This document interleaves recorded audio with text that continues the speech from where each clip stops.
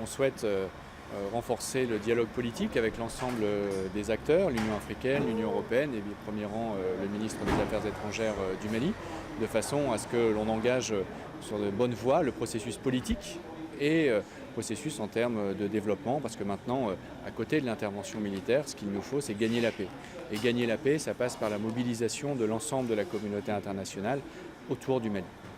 D'accord, très bien. Donc, quels seront les résultats selon vous ici? Est-ce que ça va avancer en fait? On va voir aujourd'hui sur quoi on peut déboucher. Je ne vais pas préempter les résultats de la discussion, donc je vous dirai ça plutôt en fin de journée. Voilà, merci.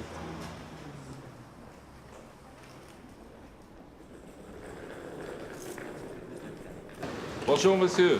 Bonjour Monsieur le ministre. Juste une question s'il vous plaît.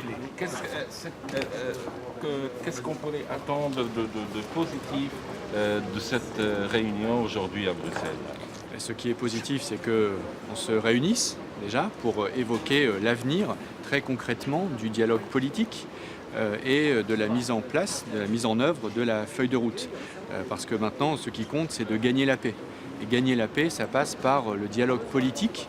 C'est d'abord la responsabilité des Maliens, mais nous pensons que la communauté internationale peut jouer un rôle positif pour accompagner les autorités maliennes dans le processus, encore une fois, pour gagner la paix à côté de l'intervention militaire qui est en cours. Monsieur le député, quelques civils maliens ont été tués, soit par erreur ou bien c'est dans le conflit. Certaines associations parlent de non-respect de droits de l'homme.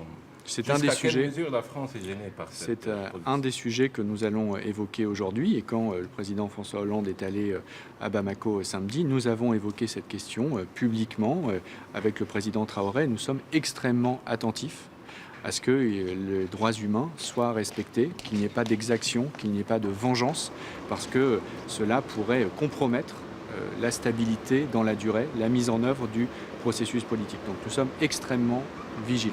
Et vous avez assuré des pays du voisinage, l'Algérie, la Mauritanie, le Burkina Faso, parce qu'il y a un flux maintenant de réfugiés qui commence à... L'essentiel des réfugiés viennent avant l'intervention du 10 et du 11 janvier.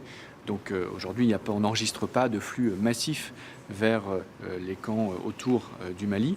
Par contre, nous sommes extrêmement attentifs avec l'Union européenne, faire en sorte que la situation humanitaire reste sous contrôle. Et aujourd'hui, c'est le cas. Mais si jamais nous devions mettre davantage de moyens dans le cadre européen, je sais que nous y sommes prêts. Est-ce que la force de la CEDEAO va se transformer dans une force de maintien de paix? Ça fait partie des discussions que l'on peut avoir aujourd'hui. Merci. Merci beaucoup, monsieur le président.